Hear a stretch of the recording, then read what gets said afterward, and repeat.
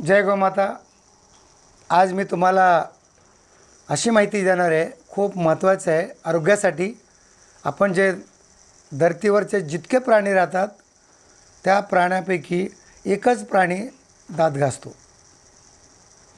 तर बघा, कुठला बैल असेल, म्हैस असेल, गाय असेल, बकरी असेल, शेर असेल, हाती असेल, गधा असेल, कुणी दात घासत नाहीत. पण मनुष्य मात्र दात घासतो. म्हणजे बघा का घासतो? पडाली का? म्हणजे शिक्षण केलेल्याचा माणूससुद्धा इतका मूर्ख बनतो आहे. इतके आमचे पूर्वज जे होते, हे आमचे इतके पूर्वज चांगले होते, त्यांच्याकडे इतकं शिक्षणच नव्हतं. जास्त शिकलेला माणूस जास्त मूर्ख बनत चाललेला आहे. कारण मी जास्त शिकलो, मला जास्त बुद्धी आहे, मी जास्त मोठा झालो, पण त्याला साधं दातसुद्धा कसं घासायचं माहीत नाही आहे. म्हणून त्याला सांगतो आहे मी की आपल्या शेतामध्ये बघा, आपल्याला नीम आहे, निमाची काडी घ्या, त्यांनी दात घासा. पूर्वी तेच घासायचे. आंब्याचे आहे, बाबळीचे आहे, असे कितीतरी वनस्पती आहेत, त्यांनी दात घासा. आणि मरेपर्यंत, आणि त्यांना मेल्यानंतरसुद्धा त्यांना जर जाळलं तर त्या जाळल्यानंतर 32च्या 32 दात त्या राखेमध्ये दिसायचे लोकांचे.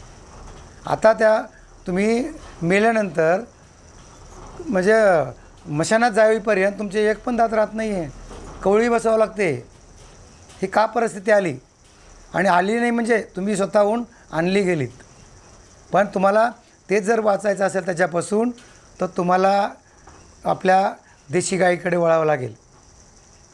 देशी गाईच्या माध्यमातून तुम्हाला एकतर तुम्ही खेडेगावात राहत असाल तर तुम्हाला बाभळ मिळते, नीम मिळते आणि आंब्याचे पाटी पण मिळतात. पण शहरातल्या लोकांना मिळणार नाही. मग शहरातल्या लोकांनी मागवून तरी घ्या. जे लोक रोडवर विकतात त्यांच्याकडनं घ्या, काही हरकत नाही, मागवून घ्या. तुम्ही शहरात राहूनसुद्धा दातून करू शकताय. पण तुम्ही जर शहरात राहायचं, तुम्हाला जर सवयच लागली बोटाने दात घासायची किंवा ब्रशनी, तर ब्रशने तर अजिबात दात घासू नका. कारण तुमच्या दातामध्ये ब्रश जर लावलात तर सगळे दात लूज करताय तुम्ही. हिरड्या सगळ्या दात का घासायचे असतात? दात घासायचेच नसतात. दाताला काहीच होत नाही आहे. दात इतके मजबूत आहेत, फक्त हिरड्या घासायच्या असतात, आणि तेही बोटाने.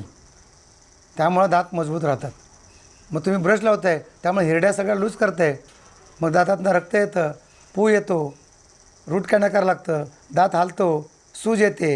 ह्या सगळ्या गोष्टी तुम्हाला जर घालवायच्या असतील तर तुम्हाला देशी गाईच्या गौरीपासून बनवलेलं मंजन जे आहे त्या मंजनपासून तुम्ही वापर करू शकताय. कारण विदेशीचं तुम्ही पेस्ट जे घेत आहे, हे पेस्ट जायचं बंद करा. तुम्हाला डॉक्टरकडे जायची गरज लागणार नाही, डेंटिस्टकडे जायची गरजच नाही लागणार.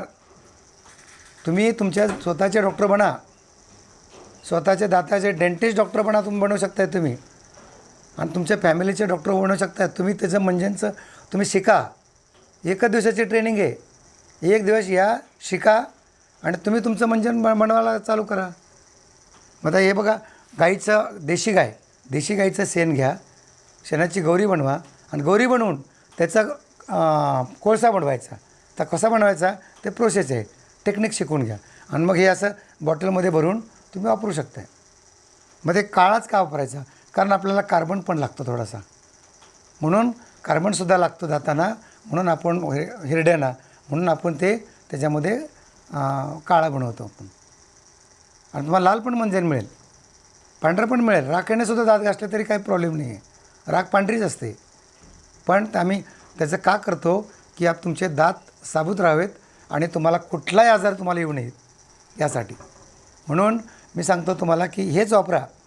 कारण याच्यामध्ये कुठलाही प्रॉब्लेम तुम्हाला येणार नाही. तुम्ही मशानात जाईपर्यंत तुमच्या दाताकडे डॉक्टरकडे जायची गरज लागणार नाही. तुम्हाला कुठला आजार येणार नाही. तुम्ही म्हणत असाल, आम्हाला बरेच लोक सांगतात की आमच्या दातामध्ये अडकलं की मग आम्हाला ब्रश करावं लागतो, ते निघत नाही आहे. तुमची जीभ कशाला आहे? इतकी मोठा ब्रश आहे.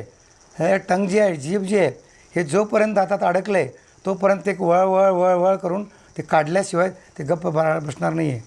परमेश्वराने तुम्हाला शरीर जे दिले, निसर्गाने शरीर जे दिले, हे प्रत्येक करण्यासाठी दिले. स्वतःच करते काम ते. तुम्हाला काही करायची गरज नाही. त्याच्यात तुम्ही डवळाडवळ करताय. तुम्ही स्वतः शरीरामध्ये डवळाडवळ करूच नका. त्याला जे पाहिजे तेच द्या. तुम्ही नको आहे ते देताय आणि ते पाहिजे ते देत नाहीत, म्हणून तुम्ही आजारी पडताय. त्याच्याबद्दल पण माझा एक वेगळा व्हिडिओ बनेल.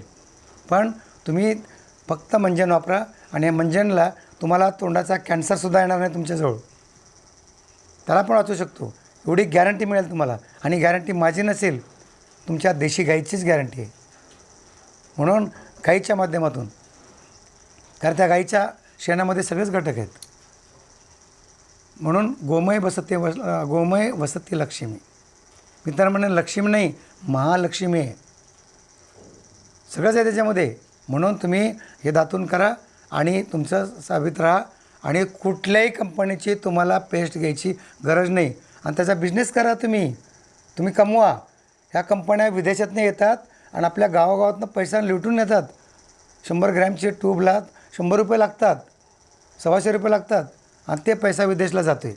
त्याच्याऐवजी तुमच्या गोशाळ्यावर जाईल, त्या ज्याने गाय राखतात त्यांना मिळेल आणि तुमच्या देशातला पैसा देशात राहील आणि तुमचे पण दात चांगले राहतील. गावातला पैसा गावात, शहरातला पैसा गावात, विदेशचा पैसा गावात येईल. हे जे म्हणजे म्हण आहे, ह्या म्हणीचा आपल्याला तुम्हाला सक्षम करता येईल. म्हणून मी तुम्हाला सांगतो परत एकदा की हे जर तुम्हाला जर वाटत असेल की आम्हाला बाबूळ मागवायचे आहेत, लिमच्या काड्या मागवायच्या आहेत, तर आम्हाला संपर्क करा किंवा मंजन मागवायचे. हे मंजन वापरा, ह्याच्या एवढी मोठी गॅरंटी तुम्हाला मिळू शकते. तर त्यासाठी नंबर घ्या 9975684354. दुसरा पण घ्या 9969313397. 9975684354. या 2 नंबरवर तुम्ही संपर्क करू शकता आणि कधीही मागवू शकता. तुम्ही कुरिअरने मागवू शकता. ओके, धन्यवाद.